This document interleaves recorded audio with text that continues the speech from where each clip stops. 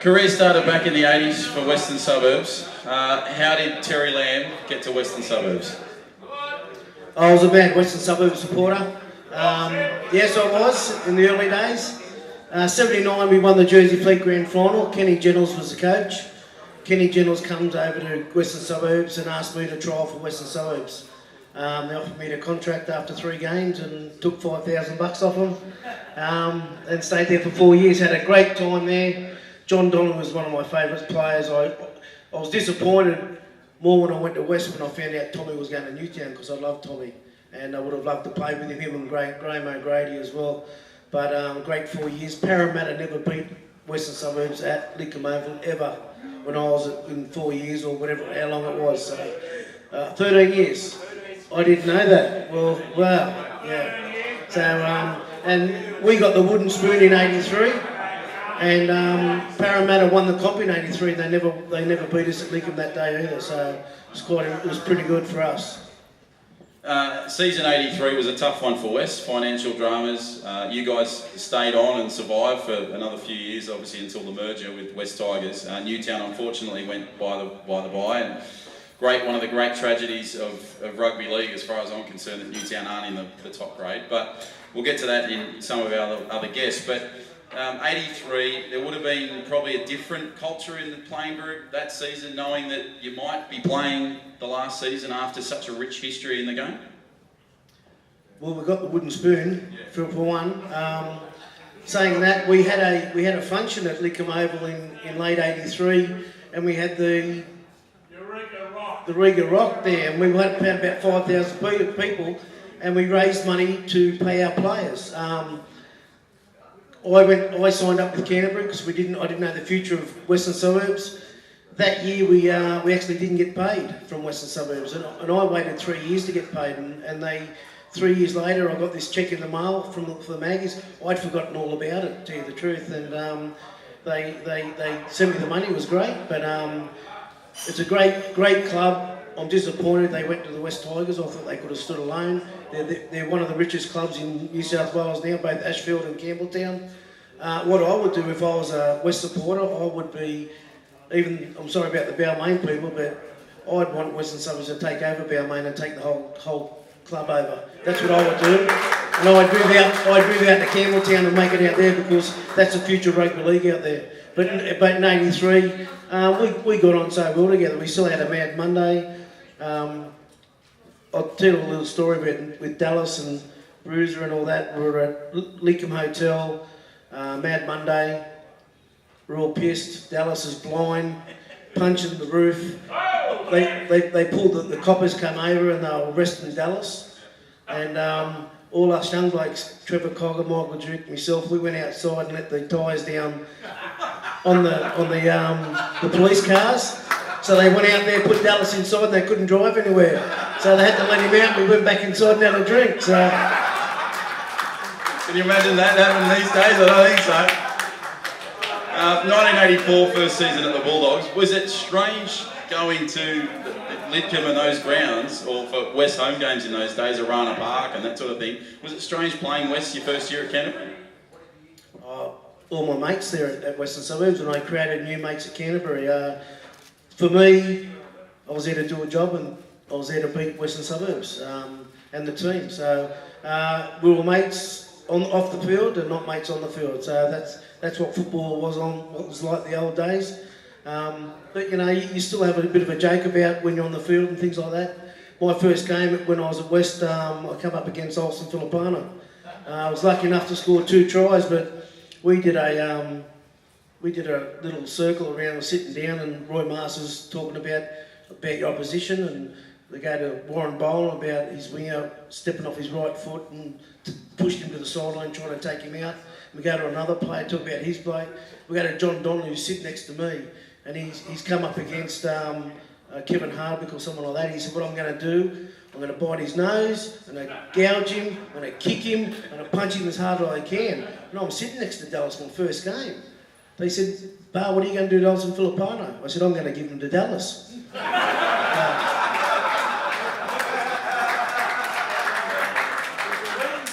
Now, you'll be able to answer this question. 84, I'm sure you played in the grand final. Was it 85 you missed? Was that through injury? Yeah. Geez, it must have been hard sitting at the cricket ground that afternoon. I've missed 2 games all year. I played firstly 20 odd games, and I got injured in the first major semi.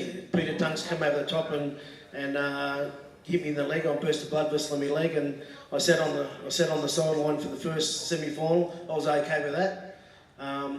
Going into the grand final 2 weeks later, I was on crutches, still on crutches and that, and I couldn't walk too good, and it was tough. Played every game of the season. You see your team win the grand final against St George, 7-6 I think it was, something like that. Knock on, was it? Bad luck, guys. Yeah, listen, that's part of life. Everybody misses games. Steve Roach missed a grand final in '88 from a suspension. People miss games for a certain reason. I just missed this game. I still claim it because I still did the lap of honour. I got a trophy, and that'll do me. Yeah, so. Oh, and so you rightly should, because you were part of the team and certainly part of that culture, that the dogs of war attitude that Warren Ryan instilled in the club, which was, infamous now. 1986, a bittersweet year. Lost the grand final, but played for Australia. What was that year like for Terry Lamb? Oh, disappointing. We probably should have won that game against Parramatta.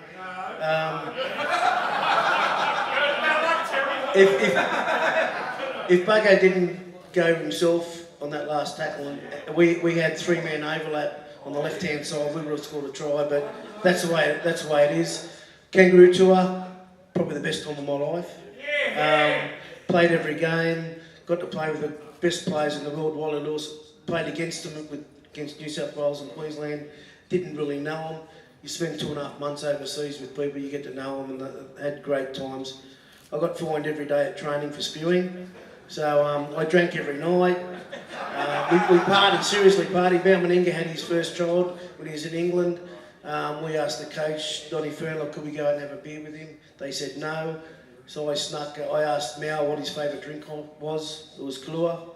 So I got 2 bottles of Kahlua and drank in his room, and every player come over and had a drink with Mao for his, and me and Mao sat on the bench the next day in the test, so we felt okay, but we didn't play till later on in the afternoon. But that was probably the best part of my career in the '86 tour. 2.5 months away, played against Bruiser. We had a great time over there, but I hate the cold. That one reason why I never actually played in England, because I hate the cold, and I still hate it. So yeah, it was a great time.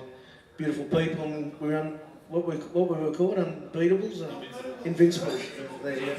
Yeah, so great time for me in 3 grand finals. That's the one reason I went to Canterbury, to play in a grand final, to win a grand final. When I played in the '79 grand final in the Jersey Fleet, I felt I never won a grand final prior to that at Chester Hill. Winning a grand final in '79 was unbelievable, and that's why I played football for Canterbury, to win a grand final. We had a strong team, so I've been involved with 5 grand finals.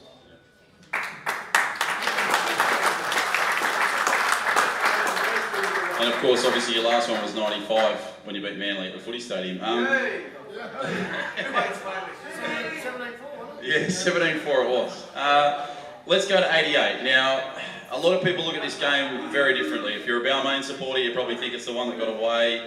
If you're a Canterbury supporter, you can look at this game a million different ways. One of the things that I probably remember most about was the try that you scored adjacent to the post that pretty much summed up the game late in the game. Came off, I think, a Tony Carey kick, downfield, bounced, I think Langmate got it, and then passed it infield, and you ran 20 yards to score. And obviously Rex Mossop destroyed the coverage because Graham Hughes came on and said, for those that haven't seen the game, I'm sure everybody's seen the game, Graham Hughes has come on and said, is that the grand final gone for Balmain? One of the things in television, you've got to keep your viewers always there at any point. And Monty used to keep the boys in track and say, guys, keep up the numbers, even if the game was gone, even if it was 50-0. Rex Mossop's come straight off the back after Terry scored and gone, well, that's the grand final gone as far as I'm concerned. You almost had every television in Australia turn off. Everybody talks about the Ellery Hanley incident. Even Channel 10 missed it in the live shot. They showed it in replay. Take us through the Ellery Hanley incident in the '88 grand final. How did you see it? Well, show the footage. Well, listen, I'll tell you the truth. This is what happened. I go over, Andrew Farrell tackles him in the leg, and I come over the top. I think nothing of it. We knocked the ball on scrum, okay? Ellery gets taken off the field. Probably a week later, after we celebrate the grand final, everybody's telling me that he hit his head on a sprinkler. So I don't know anything different. So Barry Nelson says, I hit his head on the sprinkler, all good. I said, oh, sweet. So I hadn't seen any video for about 5 or 6 years. And when I saw the video and I looked at it, I went, oh, shit. I got him. I got him right in the chin. And I jumped at him and I got him around the chin. So I apologise to all the Balmain supporters, but I met Ellery Hanley 25 years after the grand final, and I apologised to him for what I did. I was quite nervous at the time, and he said, listen, Bar, don't worry about it. It happened on the field. I was so pleased he said that, because I didn't care what happened. I know I got him, but that's the way it is. He was a beautiful person, gave me a cuddle and a hug, said let it go. So I was quite happy. But I didn't know until quite a few years later that I had jumped and got him on the chin. So, but it was a good hit. Sorry about that. 1995, you went into the grand final as hot favourites against a very good Manly side, but we look at the Manly side a bit differently now to what we did back then. A lot of talk around that week that it was last game and you were going to go out that way. I think you went on to play a couple more games in the 96 season, was that right? Yeah. Played the whole year. Yeah, that 95 year was the Super League year going to be. And we had Dean Pay, McCracken, Jason Smith and Dean Pay, Jimmy Dimmick going to Parramatta. So we all signed Super League money. We all got good money. And they decided to go the other side to get more money, and good luck to them. It did destroy us. You know, we didn't win too many games during the year. We snuck into the semis. We played St George at Bilmer Oval. Mundine dropped the ball over the line like he did in the 99 grand final. Same thing happened. Exactly the same thing. He tried to dive over the line instead of putting the ball down. Showboat! Yeah, showboat, yeah. Now he's making $1 million on Celebrity Get Me Out of Here. How good's that? And yeah, what we did, we accidentally had a ritual. So after the first semi-final, we went to Birong Pool, had a swim in the afternoon. I said, guys, let's go and have a beer down at Sefton Pub. So if you know Sefton Pub now, it's a strip joint. In 95, it just started being a strip joint. So we went down Sefton and we go, oh, how good's this? So we had a few beers and we had a counter lunch before we had a few beers, and we stayed there for, let's say we had 4 beers and we drove home. So the next week we won the game, then we had another pool session, then we go to the pub again.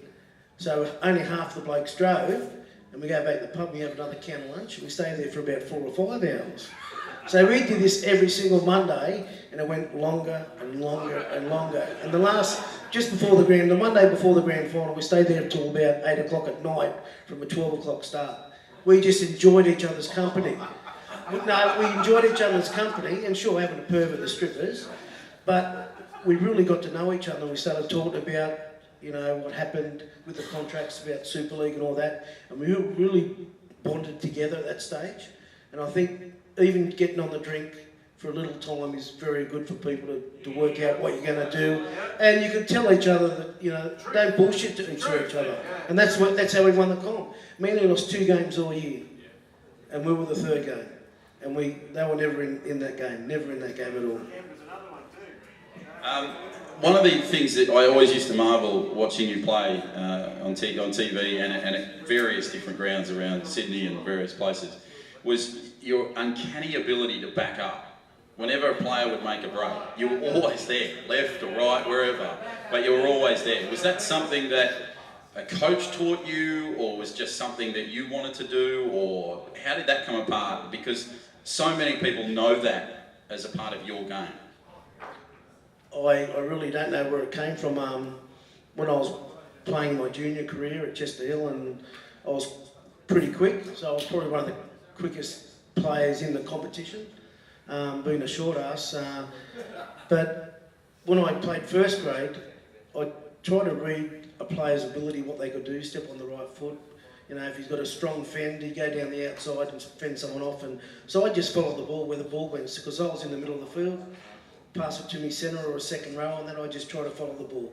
It wasn't strange to me, but it's something I did, and I was lucky to play with some great players who set me up for a lot of tries. It wasn't me scoring the tries, it was the ability of the other players using their skills to set me up. So I was lucky to play with a great team as West and especially Canterbury, and I played with a lot of games. I scored 164 tries, and most of them tries weren't individual, they were from other players.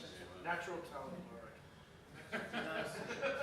Terry, I know you do a lot of great charity work with Save Our Sons. The Big Sports Breakfast, the show I work on, does the cherry auctions every year, and you've always come and given us your time there, which we thank you for that. And it's wonderful that you do such great work for Save Our Sons. You're a terrific ambassador for the game, a talented player, and just an absolute legend of a bloke. So thanks for joining us here this afternoon. Ladies and gentlemen, the great Terry Lamb. Okay, it's time for another round of quiz questions.